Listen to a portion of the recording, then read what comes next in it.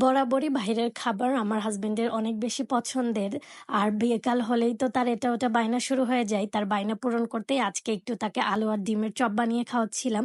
এখানে আমি আলুটা সিদ্ধ করে এটাকে একটু ম্যাশ করে নিচ্ছিলাম পেঁয়াজ এবং মরিচ দিয়ে। তো ম্যাশ করতে করতে চলুন আপনাদের সাথে একটা গল্প শেয়ার করি। ছোটবেলা থেকে আমার বাবাকে দেখেছি তার কমফোর্ট ফুড বলতেই আমার মায়ের হাতের রান্না।